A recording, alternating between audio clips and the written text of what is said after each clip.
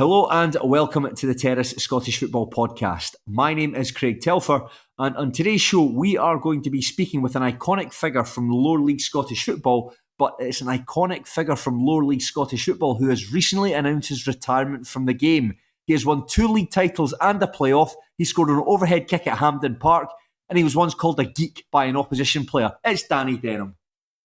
Thanks, Craig. What a welcome as always. I'm kind of gutted I don't get the I've listened to some of your podcasts with Sean. I'm kind of gutted I don't get the same kind of intro that you do with Sean, where you find like a reference from like a obscure noughties thing. But listen, it's iconic. I'll take it.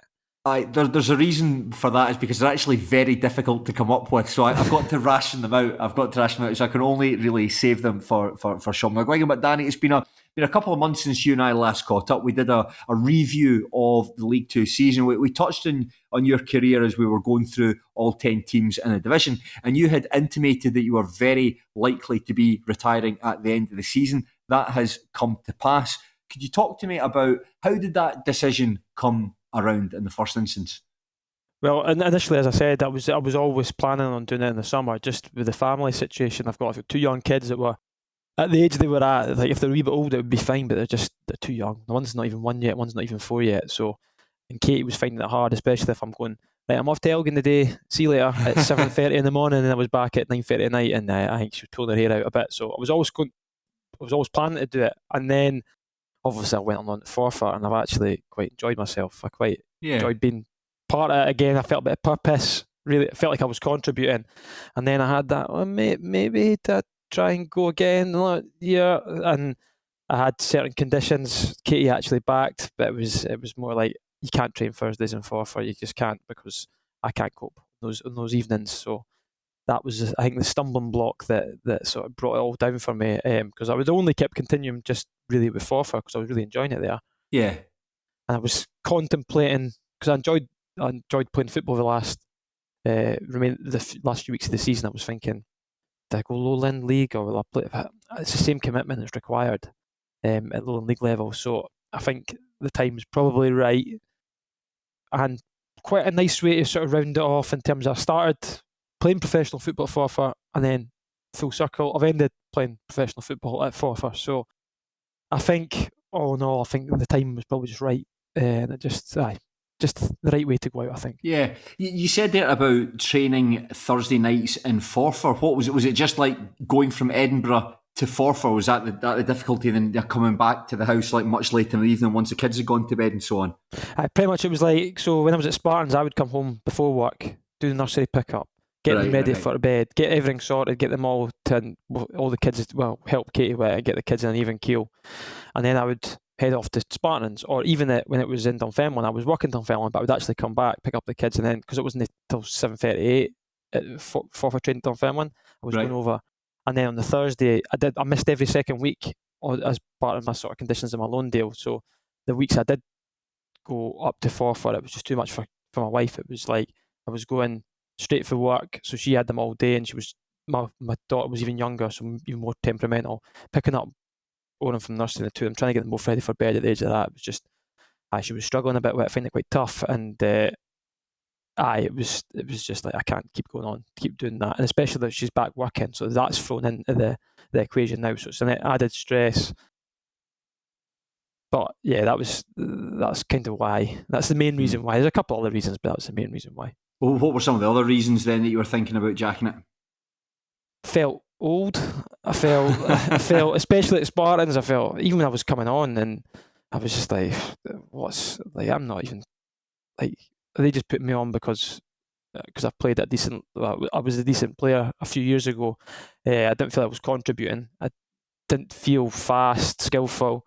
So I felt like I was kind of on the wane anyway. So that was one of the reasons. Obviously, I felt like, maybe I've done all right there. But I played left midfield a lot of times there. I didn't feel comfortable there, and that was my position. I don't feel comfortable there. Left back, I sort of played in the last game of the season there, just because I think Jim just wanted experience because of the game it was, and I feel like going forward I could have played that role, but. Yeah, another year I could have been even slower, maybe even more unfit. So that sort of played into my thinking, and also do I want to just go on by just clinging on and just about getting through, or do I want to go out where I'm still able to say, oh, I contribute, I can still contribute, or do I want to be like a man down in a team, and other players are thinking, why is he playing? Which wasn't the case at Forfar. So I'm happy to go out like that rather than next season. Imagine I went out again and I was costing the team. There was that sort of element was in it as well, and that sort of conflicted, because part of me thinks like, oh, you're still good enough. Other part of me thinks, wow, you're sore for days after Sunday, Monday as well, and I'm just to get myself about right to play, and no more, not stand out. I had to be bang on it, eating everything. I had to be, keeping myself in good nick. That at what point, Danny? Because since I've known you, you and I have probably been friends for about, like, I think it was 2018 when we first met one another. When I interviewed you for the podcast, so I've been pals with you then. You've barely changed. You're still built like that, and it's just that's perhaps something that fans don't necessarily see. But to be a part-time player, what are some of the sacrifices that you have to make to stay, as you say, to stay even at like the bottom of the SPFL? You still need to be at a good level for it. What are some of the sacrifices you make to stay like that? I think it's changed as I've got older. Like, I didn't need to make as many sacrifices before. I could have kind of eat what I want. See, when I was younger, in my mid-20s, I could eat not great food. I could drink a lot of alcohol. Not obviously the day before a game, but like I could do it comfortably and still be fine. It wouldn't really have an impact on my body. Whereas now, like, if I'm not eating right, if I don't eat right the 2-3 days up to a game, I'm like, oh, I'm feeling that. Yeah. And my metabolism, even because I noticed that at Spartans, I used to just weigh myself. You had to weigh yourself at these clubs I've played for, and I didn't care what I ate, because I would always be between 70 and 72 kilograms, always, throughout my career. And then towards the end at Spartans, I was like just eating the same for a bit, and then I was like, how am I 74 kilos now? How am I 75 kilos? Yeah. I'm like, as you say, I'm thin, but I felt like I was skinny fat, and that's not a good place. That's not a good position to be in.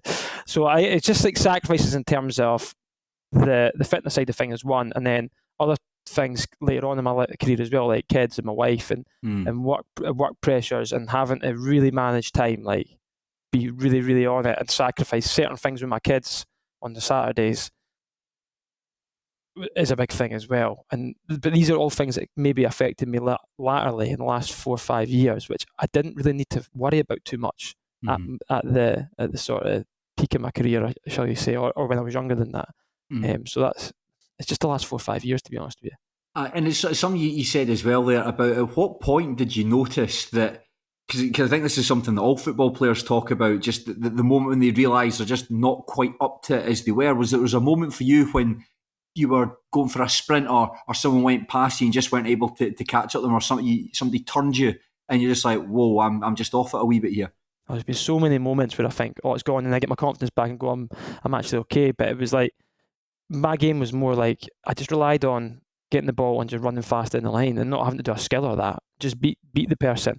And I think at East Fife I could still do it at the start of East Fife, and then I noticed sort of as my East Fife career was going on, I can't do it as consistently, and then it started to lower and lower, and then got to a stage where I was like, I'm going to need to have to change my game completely here. I can't get the ball and run it someday. I've got to just be like a hard working sort of wide player that does a good job, a decent job going forward and a decent job going back the way, rather than like, I'm just an attacking winger here and I'm going to get goals and I'm going to get set up loads of goals.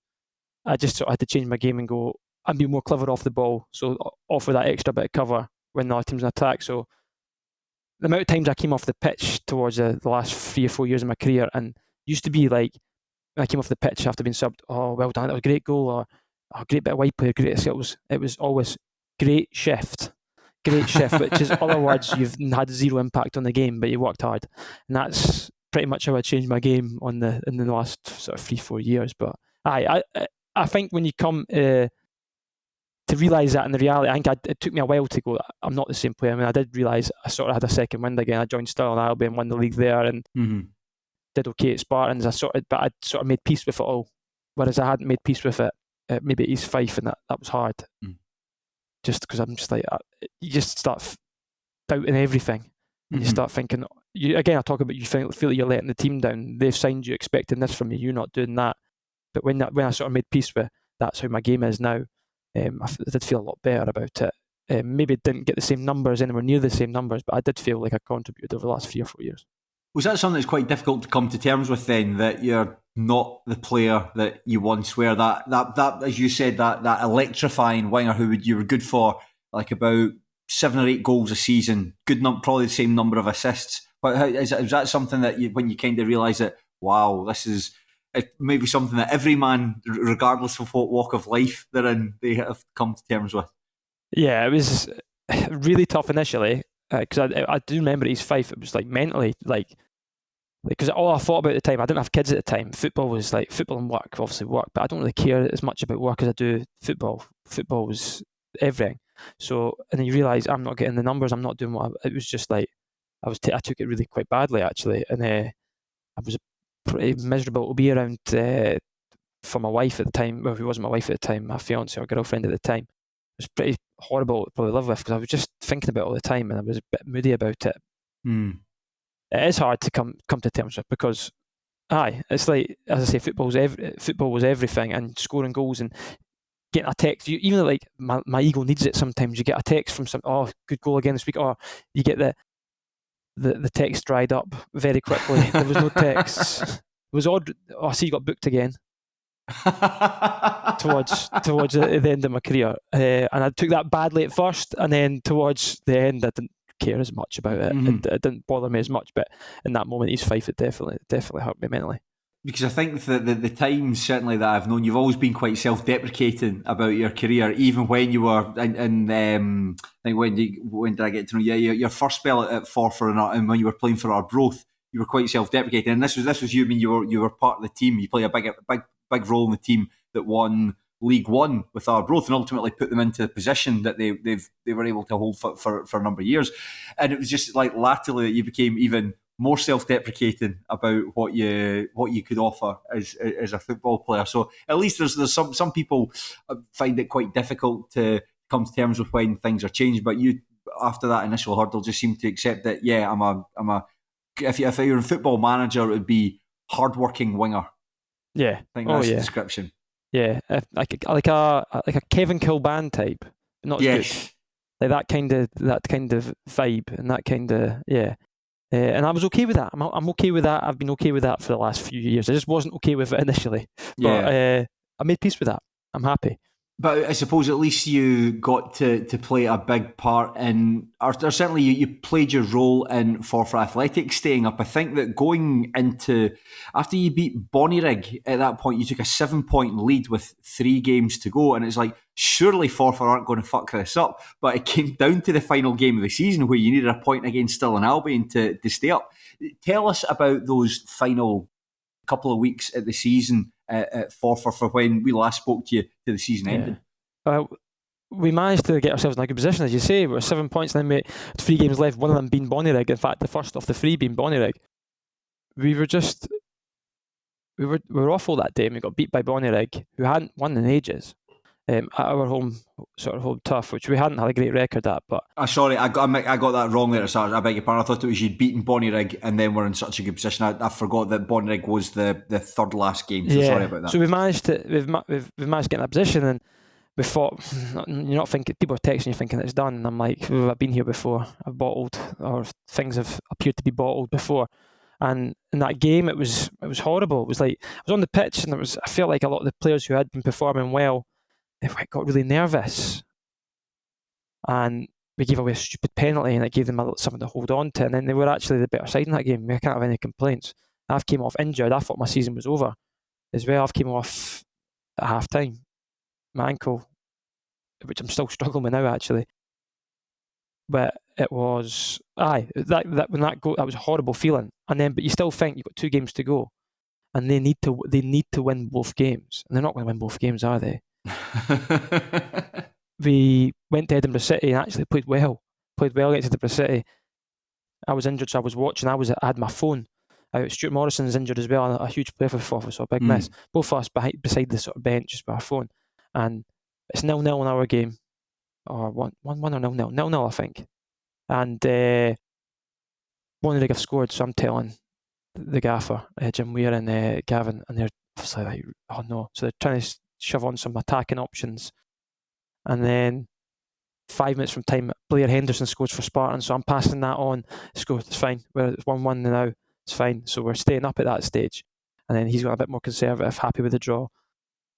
And then 95th minute, I think Aaron Arnott scored for Bonnyrigg, and I went, I hate to be the bearer of bad news, Jim, but and it was just like a knife right in the gut. It was awful. And then because we actually had played well in that game, and then we knew it was going to the last day, and the build up to that last week, I was so nervous. Just like I can't get relegated after thinking I've done it here, and then I was still struggling. The injury, didn't train all week, had a tough week, but he wanted to go with experience. So strapped up the ankle, played left back, and actually managed to get through it.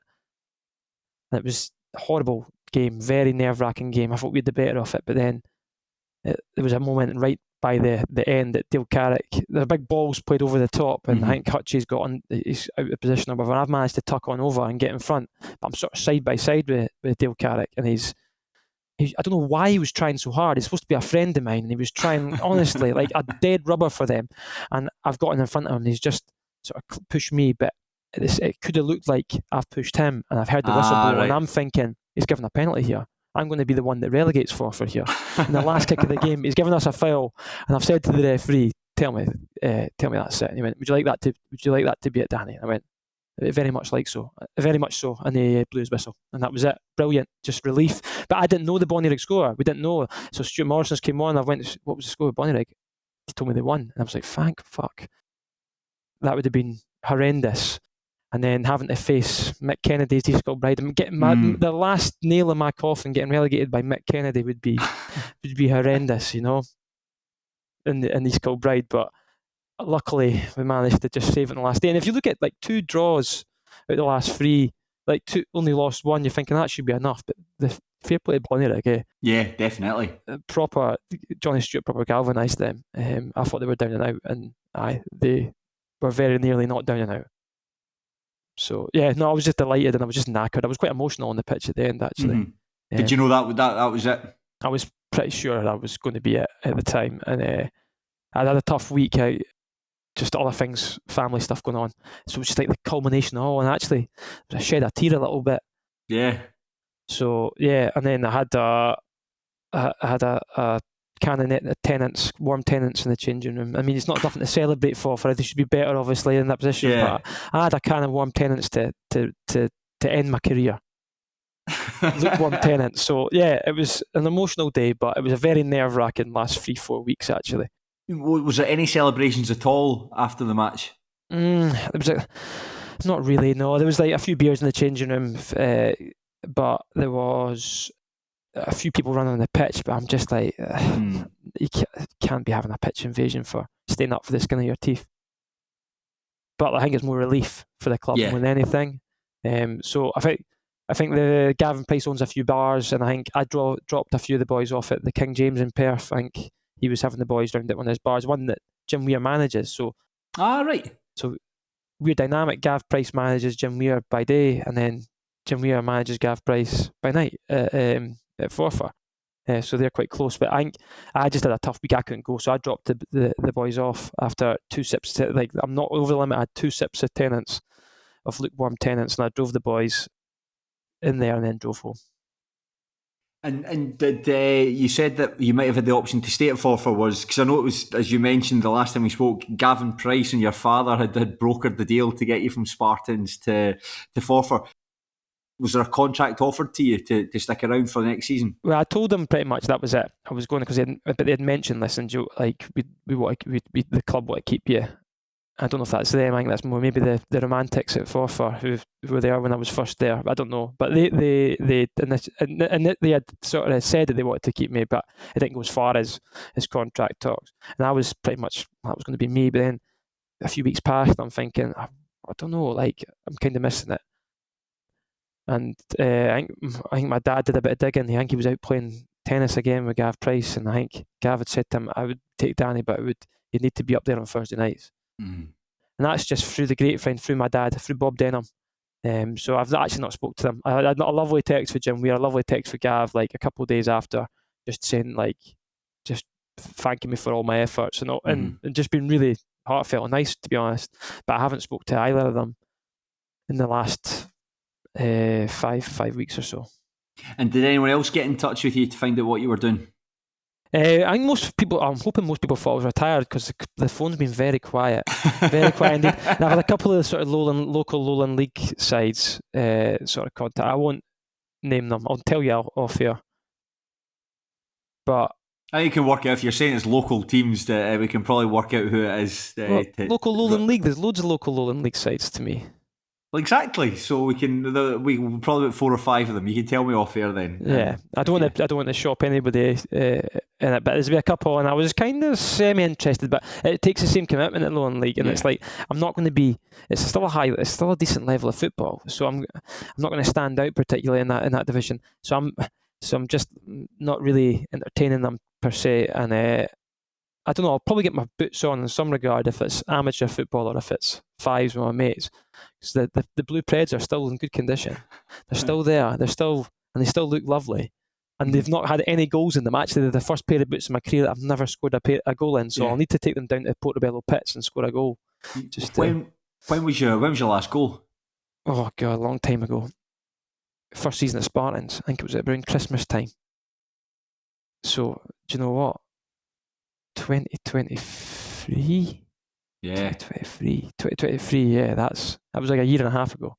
And with the Spartans, did you have a conversation with Dougie Samuel at all? Because I remember that again, the last time we spoke to you, you said it was all very cordial in terms of the move for you to. You said you're not going to play much here at the Spartans, but you're more than welcome to go in and play for Forfar. Did you get a final conversation with him? Yeah, I've been speaking to him a lot because he's asking my opinion on players a lot. Players I've played with or played against. Mm-hmm. He's actually spoken to me more now than he spoke to me when he was my manager. He's been really good with me, and it was just like checking in. Listen, if you need to train us on a Thursday, if that helps you with any deal you want to go for or whatever, then you'd have my blessing. We'd have you in a heartbeat to train with us. Which, considering they're both League Two sides in the same division, was quite a nice gesture, I thought. And he's quite a. He's not afraid to share his thanks and compliment others. He's a modern day man more than he leaves everything out there. So he makes, and he's positive. So he's had a few texts from me and double check. I said I'm not 100% retired. And the last time I spoke to him, I'm not 100%, but I'm pretty sure I am. And I bumped into the Spartans chairman because I still do a bit of work with Spartans Community Foundation on Monday because they've tweeted that Danny Denholm retired or whatever. And I've just wrote, I'm 80% retired, 20%, but it was more tongue in cheek. And he saw me in this car park and he was mortified. He was just like, I can't believe I wrote that. I didn't know that was the case. And I was just like, no, it was more tongue in cheek. Don't worry about it at all. So, I've got no ill feeling at all towards Spartans. Although I didn't play much, I got a lot of good people there, met a lot of good teammates, and I'm still working for them, the Community Foundation. So, yeah, nothing bad to say about them. And in terms of next season, because I think is it this weekend, next weekend, when a lot of SPFL clubs will be coming back for pre-season training. What are you going to be doing with yourself? I don't know. I'm playing badminton tomorrow night. Oh, what a sport! Yeah. What a sport! Aye, I'm obviously a member of the local David Lloyd. It's mainly for the kids clubs, but I've looked through that glass window. I see the pickleball court. I've never played that. That looks quite fun. Maybe play a bit of that. I played tennis when I was younger, so maybe get back into that. I don't know. I need something, but I'm full on now. I'm back. I'm looking after the 2 kids now because Katie's back to work, and I've taken some time off work to some paternity, and it's hard. Like it's hard going. See when they just dovetail. Like one will be a cock, the other will be a cock next, and then they'll both be nice, and then it's just like a mental roller coaster. It's actually more tiring. Then I could have been training the other night, and instead Ada decides to shit herself and go all the way up her back. At the same time, Oren's kicking off, so I've got to try and get her in a bath. I've got to try and get her vest off without getting poo all over me and her as she's screaming while I have to run a bath. Well, he's moaning about something else, and I'm thinking, why have I done this? I could be out training with the rest of the boys, and Katie could be doing this. So it's actually sometimes more physically taxing. But I don't know what's kind of. I've not done any exercise. I had an ankle injury, and I've hardly done anything. I went to the gym on Friday night, last Friday, and I'm going to play badminton on Friday. Hopefully it's fine. but I'm thinking racket sports. I need something to. I need something competitive. I had a text from Stuart Morrison saying, "Oh, this training starts tonight. Whatever they're doing, it'll be hard work," and I'm kind of jealous. In a way, because I actually quite like pre-season when you get back, and I know it's a lot of running and all that, but you're back amongst it. You're optimistic for the season. It's not like it's cold as well. It's warm. Yeah, it's nice. So I'm going to miss that massively. If you ever want a game of badminton, give me a shout. I absolutely love it and would play it every single day if I could. So, and I'm quite keen. I'm all right at it. I'm very competitive at it. Good. Oh, I like that. I'd give you a game, and then afterwards I wouldn't mind using the spa facilities at David Lloyd. So it's a win-win.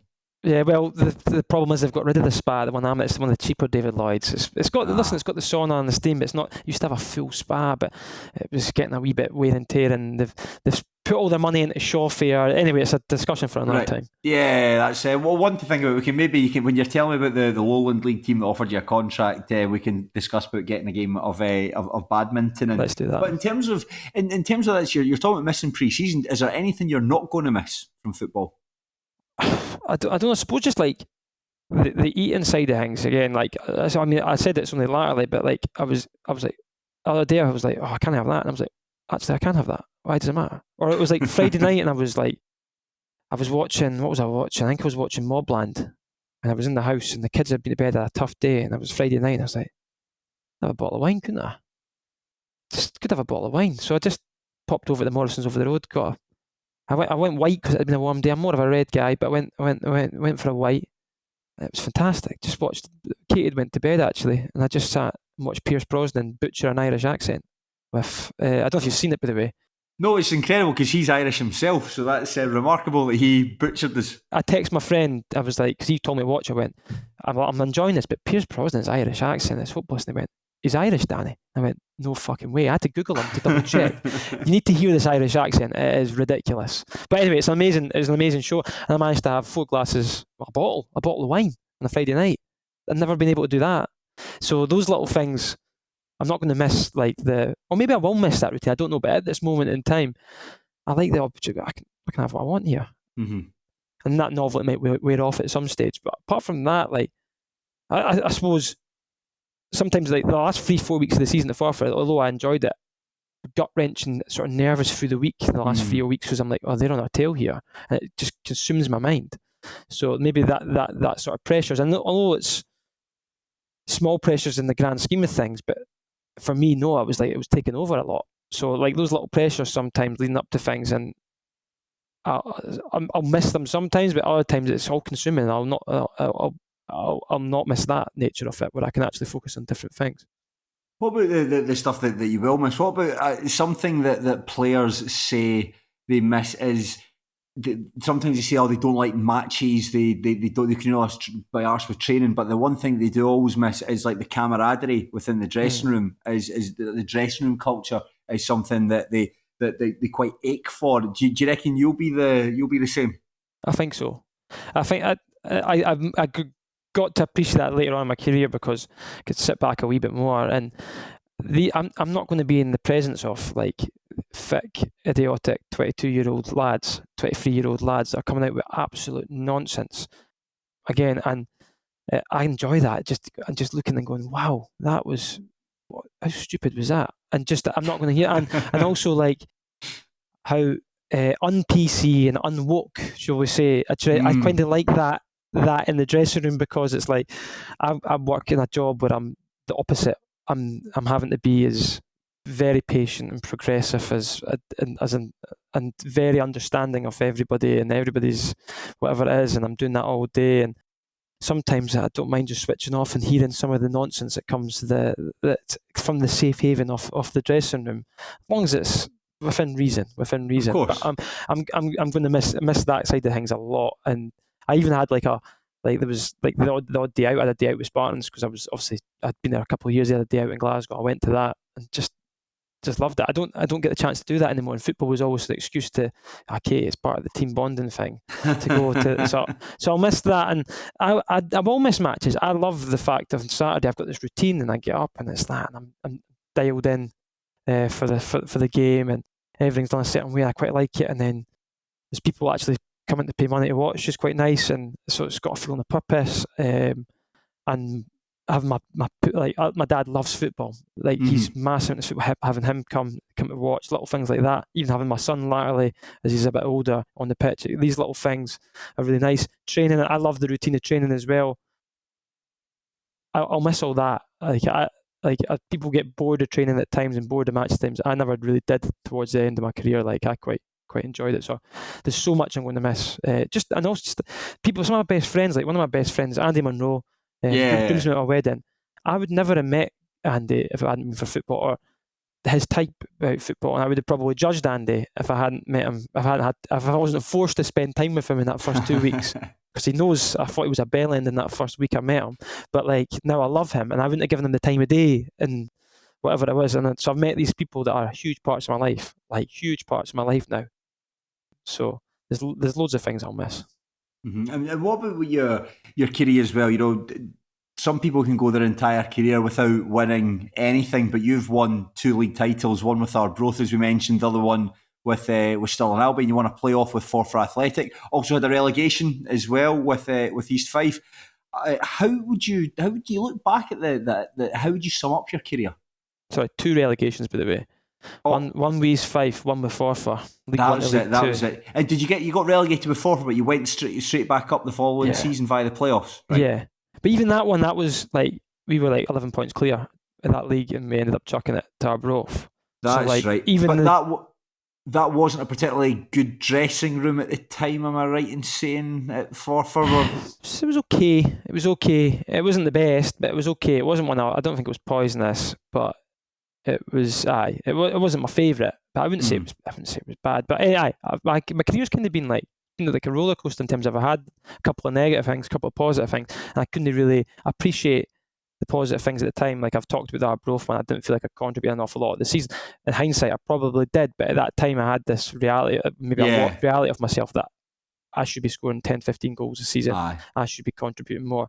There's other players like Bobby Lynn scored 25 goals, fucking hell, or whatever he is. And then there's other players that were just had bigger roles to play in it. Not to say I didn't have a big role to play in it, but they just had bigger roles. And at the time I didn't.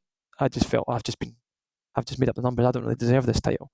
But in hindsight, I've sort of changed that. And then there was a lot of times where I got relegated with Forfar and I scored 10 plus goals. And obviously I'm gutted that Forfar got relegated, but I probably didn't take it as badly as I maybe could have done if I'd had a bad season, if you know what I mean. So it's like that selfish sort of thing again. So I don't know. When I look back on everything, I'm like, yeah, some really good stuff. At the Stirling one, I could really savour. So I didn't think I'm going to wind my career down for the next few years.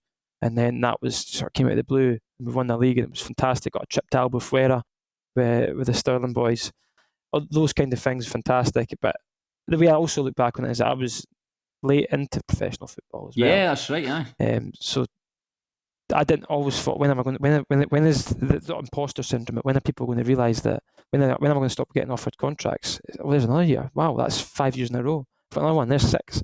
And I just managed to keep going for 13, 14 years or whatever it was. So I look back just amazing. Like football was everything to me as a kid, and I wasn't good enough as a kid. Really, I was released at a young age, and to do it later on, and to look back and some of the memories, some of the places I've been, some of the towns in Scotland I didn't even know existed. In fact, when I signed for Forfar, I thought Forfar was in Fife. And these little things, like these little places I've never, and the character of these places, like I never knew where Forfar was, and then all of a sudden I grew to love the place. So. No, it took me all over Scotland, and I've enjoyed most of it. What a buzz as well, because I remember, because like the name Danny Denholm, the alliterative aspect of it. I remember when you signed for Forfar and you're seeing this guy's just come out of like university football and has got some like 12 goals for the season and is getting a move into full-time football. That must have been incredible to just like, you must have come into it was the Scottish Football League at the time, but coming to that and saying, this is easy. Yeah, I don't know, it's like, I don't know if you're fearless or whatever it is, but the only way I didn't have any know how to play defensively. I didn't know how to the rules of where I should be when I was off the ball, but I knew when I was on the ball, just get the ball and go forward as fast as you can and be direct and drive, because that's all you really know how to do. And then I still remember it vividly, like my debut, because it was after the London Olympics. It was the London Olympics opening ceremony, and I was sitting there with a sticky toffee pudding. This is what I talk about my diet, like on a Friday night, a sticky toffee pudding. And we played Dunfermline, and like it was the Ramsden's Cup back then, the Challenge Cup, whatever it is. I don't know who sponsors it now. and I picking the ball up within 2 minutes and just going boom off and just left them for dead, and then nearly scored, and then did it again, set up another guy, and I was just, this is fucking easy. And then they've turned it around to 2-1, and then I've gone up the park and scored a really nice goal, and there's no video footage of it, but it would have been one of the better goals of my career. I think I've dinked Paul Gallagher. And I've drove the pitch, and I was this is brilliant, this is easy. And then I think that was just that fearlessness of it. And then you start the league campaign with that confidence, and it's just boom, boom. And then you have a couple of bad games, you start to doubt yourself a little bit. But that season in itself, it was just like, yeah, piss easy. Mm-hmm. And it really wasn't the case. But it just shows you in your head mentally how much that can change things. And Livingston, though, that if you had to pick up probably a period of your career, the Livingston was probably not fantastic. No, I didn't enjoy full-time football. Like, it was the wrong move, I think, as well. Like, I should have probably, like, this sounds silly, I never liked having agents, but in hindsight, I probably should have had an agent, because there was other teams that were sort of sniffing about. I think there was Dundee and a couple others at the time, which would have probably been better for me at the time. At Livingston, I don't think the manager really wanted to sign me. I think it was somebody else, and when I did go and he got sacked, in fact, I had to fight my way in. I never played in the reserve game on the Friday night, and then their striker got injured, so I had to play on the Saturday. So I played 120 minutes on the Friday night, and I had to play the Saturday, and I scored in that game. It was my debut against Queen of the South. So I've had to fight for that, and then I win, and he gets sacked. And then John McGlynn comes in, and this is the John McGlynn that we don't know now. This is John McGlynn before he went to look at Brendan Rodgers. This is This is John McGlynn just get 11 absolute units on the pitch, and a unit I am not. So yeah, it didn't really work. And then I fought my way back in. I played here and there, and I really liked John McGlynn. He was such a nice guy. Like, this is what you like, managers that play you. Everybody likes. Nobody has a bad word to say about a manager about that plays them.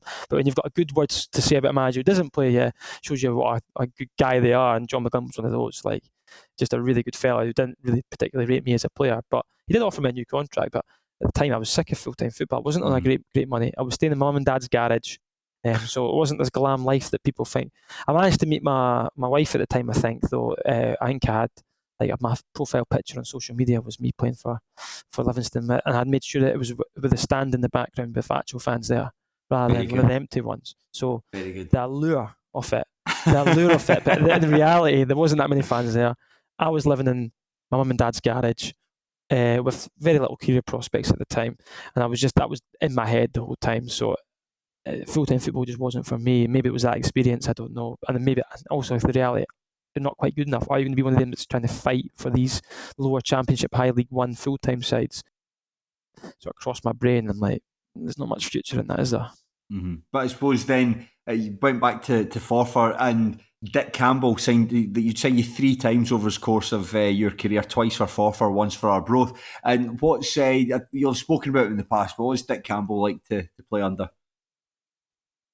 It's just unpredictable, isn't it? It's like, you just don't know what it's predictable in a lot of ways. There's certain things, there's stories that he repeats time and time again, but they're still so funny. And I loved playing under him, because he played me and he rated me, and I could play badly, and I would come in and he'd say I'd be playing really, really well, or I could come in and play. Well, he used to give it a fucking Dan, you're having a world day. I was not having a great game. That fullback doesn't know if he needs a shite or a haircut. He loved that line. Loved that. Every time I'm like, I've not got past him once. And then there are times where I would score a couple of goals, but at half time, you alright, son? I'm like, yeah, what do you mean? You've got fucking 5 minutes, so you're coming half. And then those shouts at half time, I've just scored 2 goals. What's going on here? Like, so it's like, what game is he watching? I don't know. You knew when, like, you could see him. He always starts in the stand, doesn't he? Yeah. If you're having a nightmare at a game, you just used to look to. I remember at Gayfield had a couple of bad ones. Look to your left, and you see this big character marauding down, just pushing people out of the way to get to the dugout. You know, we're in for it now. But it's just like, he's a proper different, unique character. You just don't know what you're going to get from him. You don't. And I quite like the unpredictability, and it was just unique, just a unique man. And I don't know if he's changed much. It doesn't seem like he's changed much. He's probably maybe bought more into this sort of Dick Campbell sort of media. I think so, yeah. Which which wasn't really the case when I played under, because we were at Forfar in League One at the time. There wasn't that kind of, or Arbroath. That was maybe when it started, to be fair. I think it would have been Arbroath in the Championship, where you've got this, like, the irascible Dick Campbell, and he's on television every second weekend, and Arbroath were doing absolutely fantastic. I think Arbroath, the season they went into the Championship, did they finish 5th the first season they were in there? And then I can't quite remember the league positions, but they'd gone into the Championship and made a broad success of it, and it felt like at that point that Dick Campbell was maybe believing his own hype. However, he's gone on to take East Fife to League One football, so he's still got it. And Danny, we mentioned about goals right at the start, and you scored an overhead kick at Hampden. You scored an absolutely stunner from about like 30 yards against Clyde. If you had to pick a favourite goal, which would you go for? I don't know. I was actually, like, one of my last goals in my career was one of my better ones. It was still on Albion. I scored a volley from about 25, 30 yards. So it was like, I didn't score many at that stage. The goals were starting to dwindle, but I just remember the noise it made when it hit my boot. So it was like, nice, very satisfying. And I can remember being right behind. I'm right behind it because I've shot, but just seeing it, I'm like, the keeper's got fucking no chance here. But it was like, it came out and it came from really high, and I'm like, I might as well have it. And it just, the impact, because I've taken it high, and the noise, it makes that thump noise, and I'm like, and you can see this sort of dip in, and it's going right in the stanchion. There's no chance the keeper saving that. That was one of them. And then the overhead kick at Hampden, it didn't give me the same feeling because it was on my back. I couldn't see it go in. I couldn't, like, so I don't know. I've just tried this thing, and I don't know. It looks good in hindsight, but because you need to see. I don't get the same feel for it. I need to see it go in. Like the Clyde one, I was right behind that one again. I scored a goal against Clyde, which was sort of in the half, sort of volley, sort of. I've taken a bad touch actually, but it sat up nicely for me, and I remember being right back, like hitting that in the half volley, and going, "Oh, hello."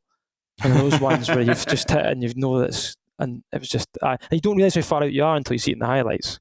Yeah. I remember like running off celebrating and going, that was a decent goal. Like Tam O'Brien at the time, I was like, that was a good goal, eh? And he was like, that's goal of the season. I went, well, better than that one you scored, because he scored a world day. He was like, it was about 35 yards out, 30 yards out. I was like, nah, it was at the edge of the box. I don't even realise at the time, and then you see it back and go, wow, that was a good goal. So yeah, I scored 2 or 3 really good goals. I don't know where they came from, but occasionally I could. Once you make that, it's usually the volley or the half volley. You can get that good contact, and those are the sort of 3 that stand out for me.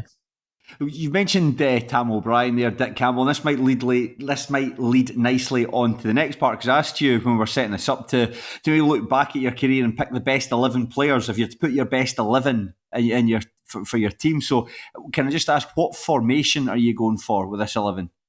I'm going to go for a 4-3-3. Okay, are you including yourself in this team? No. Okay. You're supposed to. No, yeah, well, depends who you pick in the attacking left mid. We can maybe have a discussion about that, but it depends. If it's Bobby Lynn, then you might need to sit this one out. Yeah. But I'll ask, who's in goals? So I have put in goals. I put Rab Douglas. Was that a tough one between him and Derek Gaston? I never played under Derek Gaston. Oh, you never played? Of course, because So we had Darren Jameson, who actually, Darren Jameson was good, to be fair. Love the guy. He's an absolute hero at Stennismuir. He was good, but Rab at the time was like, obviously Rab had his career at Celtic, and he was dropping down vastly where he had been at. But he was so old at the time. But he was so commanding. Like, he would come for like everything and take everybody at the game, and it was just like, and it just gave this Forfar team that we had. We nearly won the league in League One with him, and the defence was just so solid, and he was a big part of that. And his goal kicks were horrendous. Don't get me wrong; it was like the ball was dipping up towards you, and he could throw the ball further than he could kick it. He would moan at me for like I got it tight from him, because I was one of the young. It was a really old Forfar team. Really old Forfar team. Was that the bit they had like Marvin Andrews, Darren Dodds, Mark Baxter, and Derek Young? Yeah, so their back four at points. So Marvin Andrews had left when that came in, but they had him in goals. They had Derek Young had played right back. We worked out this day. So Derek Young was playing right back. He was 36 or something like that. Stuart Malcolm, who at the age was 37. Darren Dodds, who was 40, and Jim Patterson, who was 35. who did really well during parts of this. Sort of, Yeah. I moved to Dunfermline, didn't do so well after. But and then you had other players like Mark Baxter, Beaky at the time was old. Chris Templeman up front was old, and I was 23, 24-year-old, and I was the youngster. It was me and Dale Hilson that were like the youngsters, who's still playing actually. So it just shows you how old that team was. But Rab was just so commanding. He would moan at me all the time, and he probably hates me because I used to just moan at him back and then run away when he chased me. But out of the keepers I played with, he was probably the best. I'm trying to DG was decent. I played with Livingston as well. I thought he was good. Blair Curry was good for a spell at Stirling with me. There's been lots. Even Mark McCallum latterly, obviously isn't as what he was, but he was a really good League One keeper at one stage. What about who's your left back and your right back? So I went Jason Thompson at right back. Of course, Arbroath stalwart. Yeah, I went quite Arbroath spiny, like at the back. Like I went quite Arbroath based back, but Jason Thompson was just like a fridge. You just couldn't get past him. Just massive big shoulders, big square shoulders. He's signed again, but he's still playing by the way. He's signed for St Andrews. Is he? Good for him. So and he's probably got a league winners medal because he was at Arbroath, wasn't he? He would have been. Did he play for Arbroath in the Championship? So I think he might have done. Need to double check do my homework before saying anything definitive. But good career, Jason Thompson. And what about left back? Left back, I went for the other one of the Arbroath side. I went for Colin Hamilton. Okay, so you've gone for Colin Hamilton. Can I ask who your two centre backs are then? No, they're not all. I didn't go all. I was going to go Tam and Ricky, but I'm definitely going Tam. Tam O'Brien, definitely. I mean, he's just like the best, one of the best players I've ever played with. Actually, he's not just defender, one of the best, and one of the best part-time players over the last 15, 20 years. He's definitely the top few, I think. But he's still we just led Arbroath to the League One title. So he's a good player. He's a lot taller than like having seen him at your wedding. He's a lot bigger than in person than he looks in the pitch. I know that's weird. He's like got really like broad shoulders, like he's one of them. He's just naturally quite like that. Like strapping. That's how I describe him. Yeah. So well, he makes it. He makes it in, and then beside him, I was humming and hawing. I go full Arbroath, but I went, nah. Do you know what I'm going to do? I'm going to go Darren Dodds. Yeah. I'm going to go Doddsy. Because again, some of the rapping, you're thinking this guy, why is he coming down here at the point that he's in his 40s? The guy was not an ounce of body fat on him. Absolute dad patter. Like absolute dad patter, just horrendous. But I found it so funny. Like he would Mark Baxter, the Beaky had like horrible sort of blonde highlights, and I'd been in the physio room at Forfar, and he'd be sitting beside me, he'd be sort of helping me, going, "Oh, Beaky, Danny was saying about your hair being like birdshite," and he was like, the Beaky was like, "Very, very good dog." Like it was just like really bad fucking dad patter, but I just found it so funny that it was that bad. It was good, but he's so solid, and that again, we nearly won that league. He was so solid, a big part of that. He was the only player I've seen like actually pocket Rory McAllister at that level. Like he used to just have him on strings. He would wind him up, he'd get him sent off, he'd pinch him, he'd do whatever it was, and then he would react, and he would wind, and then he would be in the ref's ear. Dodgy he just knew the dark arts well. For an absolute gentleman off the pitch, but he knew the dark arts on the pitch. He played the game and just still loves it. He's always texting me about football still. Nah, brilliant. I've put him in rather, Ricky Lutt was brilliant as well. But I thought I can't just have the whole Arbroath back four, can I? That's not very fun. That's well. Let's give me your three midfield options. So I've went really attacking free. Okay. Just listen, this is just fantasy stuff, isn't it? So I'm going to go Scott Agnew.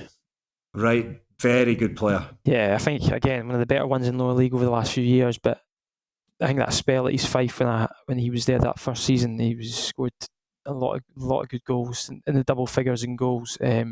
Sort of was the main player in that team. But just phenomenal left foot, man. Just such a talent. Beautiful. He could do anything in that left foot. Genuinely, the different sort of bends and curves he can put on it, the way he struck that ball. You wouldn't want him in your team in five-a-sides because he wasn't the most mobile. But like on a game day, honestly, he was superb, and he was the main player in that East Fife team. So I found a place for him. And then I know he's a striker mainly, but then I played with him at Arbroath and he went more as a midfielder at Arbroath. I put Gavin Swankie in there. Gavin Swankie? Yeah. Good shout. Good shout. In fact, played for many years at Forfar and Arbroath. Really good career, Gavin Swanky. Yeah, he was brilliant. And see, at Forfar, he was when I first came in to sign for Forfar, he had just signed that summer as well. He was they'd spent most of the money on him, I think, and that's why they had to get shit like me from the university leagues. They spent all their budget on Swanky, but he was just like, just technically, he's just brilliant. Just an absolute fantastic footballer, and had a really good relationship with Chris Templeman. Both of them were quite quiet, but they just sort of linked really well. But then latterly, towards the end of his career, Arbroath signed him and they played him centre mid, and he started to dictate from there. I thought he was almost better there than he was up top. It was like he had this renaissance. So I'm going to slot him in just because I'm a bit stacked in the forward areas. I'm going to sort of put him in beside Scott Agnew. Who's the third? Who's completing the midfield trio? So it was one of the Livy boys, but I've went just for the time. He was probably the better of the two. I went for Stefan Skugel. Oh. So Skugel at the time when I was at Livy, he was only there 6 months, and he was off to Sheffield United in January. But I was like, who is this wee guy? Because he was just like an ant. He was like tiny. He was like built like a freak. He was weird. He was like I've never seen someone built like this. But he was so sharp. Like his feet were incredible. His speed over the first 5, 10, 15 was incredible. He'd leave you for dead. And just so intelligent, such an intelligent footballer. And he was so young at the time, and I think injuries hampered him. He went down to Sheffield United and did really well initially. Scored at Wembley in the semi-final, I think, and then he's had a few injuries. He came back up the road. I think he's done fine. But just he would have been playing at an awful higher level. And I bump into him now and then because he's got 2 kids. He had his first kid the same time as I had my first kid, like pretty much the same day, and then he had another one literally like 9 months later. Like, no, not literally 9 months later, but like very shortly after. 13, 14 months later, and I was like, "What have you done to yourself? 2 under 2." But I bumped into him, and he says he still says he's enjoying his football, but it could have been good. It could have been much. It could have been a lot higher for him, and that's just it's no fault of his own. You still see him playing for Alloa. In fact, I saw Alloa the 4 times, and you can tell he's a bit of a standout, but just doesn't have the same degree of mobility that he did. Remember at Livingston, in fact, when even we were running the Televis Pele website, when we did our top 25 players from the lower leagues, I think it was in 2014, put him at number 1 ahead of Lee Wallace. Lee Wallace didn't really count because he shouldn't have been there. Yeah, I get what you're saying. Skugel was very, very highly rated. But if that's the midfield, let's go up front. Then give me your first forward. Right, so I went for a 3, and they're kind of wingers, sort of 2 wingers, and they both probably prefer to play on the left. But I'll put this one on the right. So I've put Kai Fotheringham in there. He was absolutely superb when you're still an Albion team that won the league, played a really big part in that championship. Yeah, he was one of the main reasons why. Well, he scored some vital goals, but he was also he was unplayable at that level. Like, he'd obviously had a few loan spells that hadn't quite worked out, so we were really fortunate to get him. But then he was just so good for us in that spell. Like, won us games single-handedly at times because we were quite workmanlike as a team. We didn't have an amazing team at Stirling Albion. We had players that, like Dale Carrick, came up with big moments, but Kai Fotheringham was absolutely awesome, and a tremendous wee guy as well. Like, his attitude, he came in. You get a lot of guys that come in from loan from SPFL, like Premiership clubs, like top clubs that have got a chip on their shoulders. He just got right in amongst it, and his attitude was fantastic. And he swept up the changing room, because he's obviously done United to do that, so he's sweeping up the changing room after everybody's gone. I'm like, is he doing that just so he's getting noticed for doing it, or is he actually doing it? I like to think it's the latter, in terms of he's doing that just because he's a good cunt, good lad. He's a good lad. So he's not just for his ability on the pitch, because he was massive, but I just think I like to see good guys in my team. There's no bad eggs in my team. So if Kai Fotheringham's on one side, who's going on the other? Bobby Lint. I think that's. But Bobby Lynn, if I was to, since watching lower league football, I've been watching Stennismuir for more than 20 years now, and if I was doing my all-time 11 of players that I have watched during that period, Bobby Lynn would be in there, particularly for his time. He was always a good player, Bobby Lynn, even going back to his time with like Peterhead and East Fife, but it was really Arbroath with the team. That season they won they got promoted into the championship. That season, it was just like every time he was on the ball, you think something's going to happen here. He was just electric. I was frightening that year. It was weird because I signed in the summer, so 2 years later we went up. The first season, they just won the league. I think he'd got bad numbers in League Two. I don't get a great season in League Two, and he started that season like he's still looking sharp, but he wasn't scoring goals. And the one we didn't go up, and then like halfway through that season, something clicked for him, and then he had a good end to the season. And then the next season, it was like he's terrifying. Like training, he was terrifying. He just did not want to be playing against him because he can go right foot left, he can go either way, and he's so quick.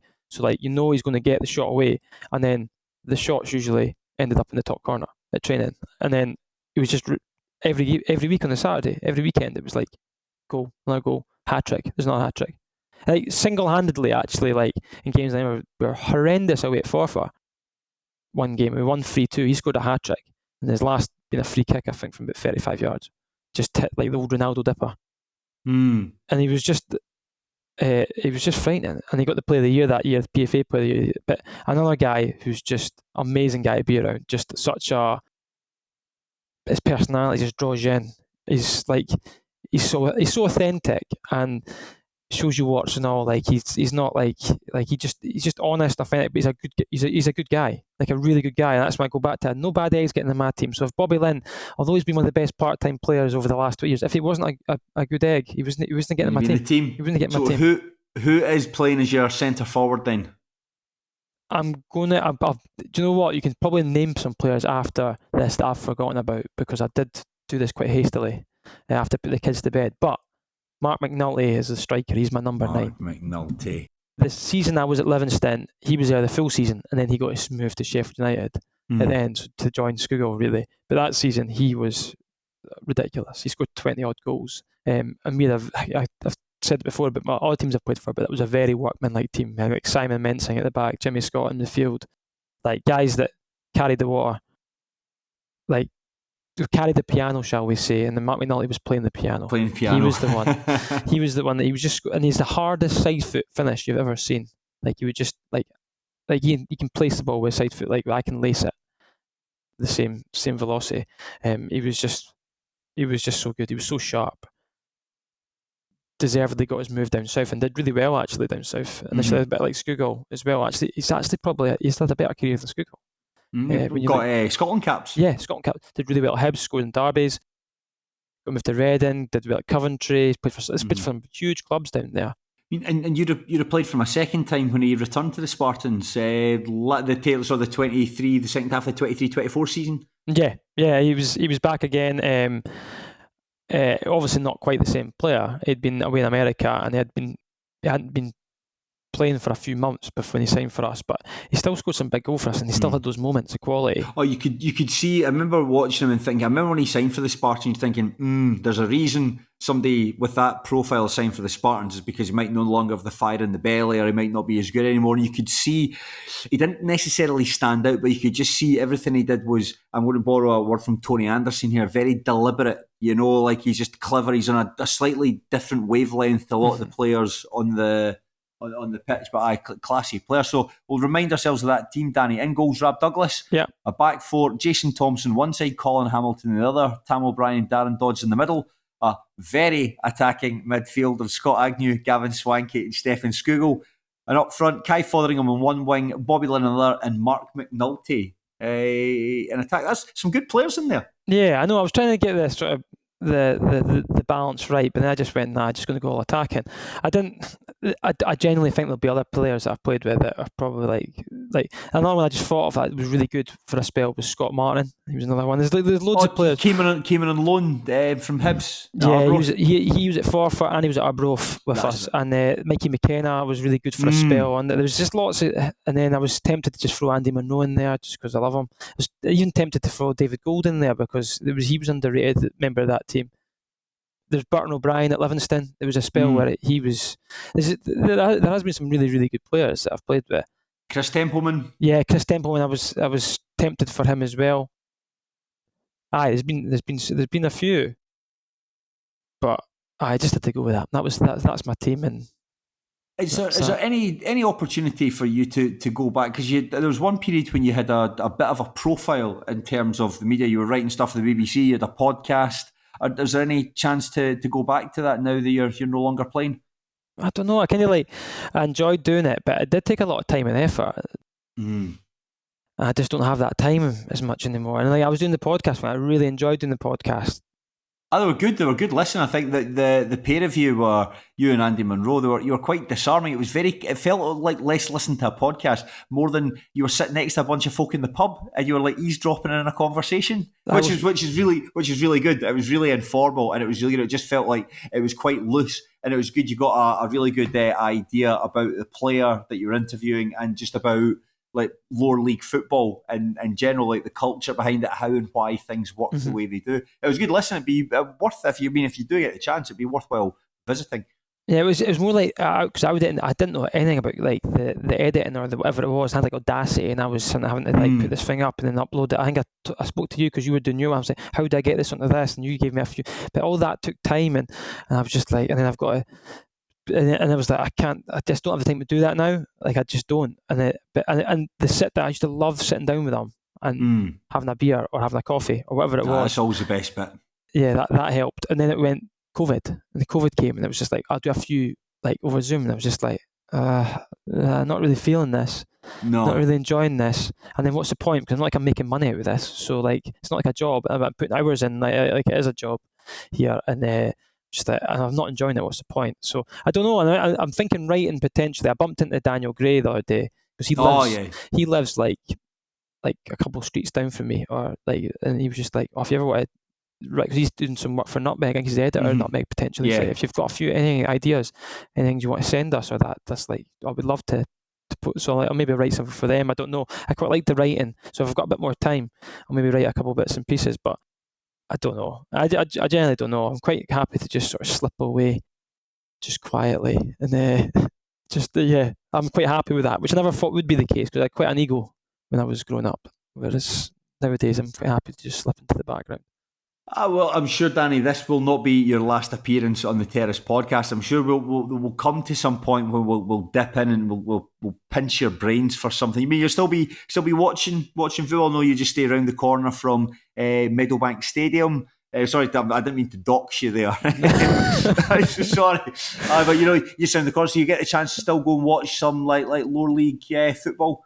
Yeah, I think so. I'm going to try and go to like some games that are like close by, and also maybe go to the odd Forfar game, and then use my contacts in the game to not have to pay for tickets potentially. So that's very cheeky at this level. Every penny's a prisoner here. There's you getting them for free. I don't know. Edinburgh City, I don't fancy going to watch just because it's a horrible place to watch football. But they're such a good team. We said that last time. I'm really interested to see how they go for the season ahead. It was Edinburgh City's. I don't know if you listened to the show where Sean and I did, but we'd been invited to Edinburgh City's Player of the Year event, and we got to meet Michael McIntyre. It was amazing. I need to go back and listen to that. Jen, just sum it up in a quick sentence. Your thoughts on what to describe him? Intoxicating, if I have to sum up in one word. He said at the time, we'll win the league next. This is when they pretty much guaranteed a playoff place, and he said we're going to win the league next season, and we were thinking, well, even if you're in League One, we're going to win the league next season. And he said, I asked him as well, I said to him, the impression I get, this is just from watching, you've got about 12, 13 players that you trust here, but you don't necessarily have a squad that you call upon. He says, next season we're going to be running with about 15 players. Right. It's for most other managers, you think that this is lunacy, but for him, he can back it up. As we said last time we spoke, everything everybody says he can back it up. So we'll tell you what. Next season, I'll give you a shout. And we'll go to Meadowbank. We'll make sure we get in nice and early, get a seat up the back row, and watch pound for pound the best team in the Scottish lower leagues. Okay, that's an offer. Okay, that's an offer. I'll hold you to that promise. Go for a pint in the Artisan beforehand as well. Lovely. Oh, that is it the Hoppy? That's the one where the baby reindeer was filmed, eh? Brilliant. Well, there we go. We've got plenty of options. Yeah, sounds good. Danny, that's to an unlikely career, as you said, but a very up and down career, but certainly with more ups and downs. 2 league titles, a promotion, some fantastic goals. Fantastic. Thank you very much. No, thank you for having me on. It's, as I say, my egos went a little bit, but it's still my favourite subject. Danny Denholm is still my favourite subject. So it's a pleasure to talk about myself for an hour. It really is. So I want to thank Danny, and I also want to thank you, the listener, for tuning into this episode. We'll be back with more content. The content never stops, despite the fact there is actually no football to discuss.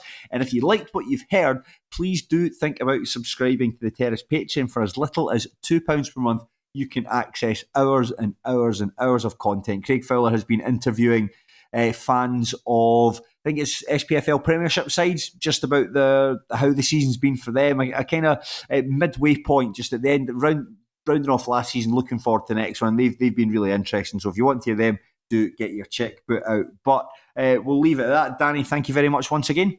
Thank you. It's been a pleasure. Yeah, thank you. And enjoy your football. But unlike the person who called Danny Denholm a geek on the pitch, please do so respectfully. That's all we can ask. Thank you.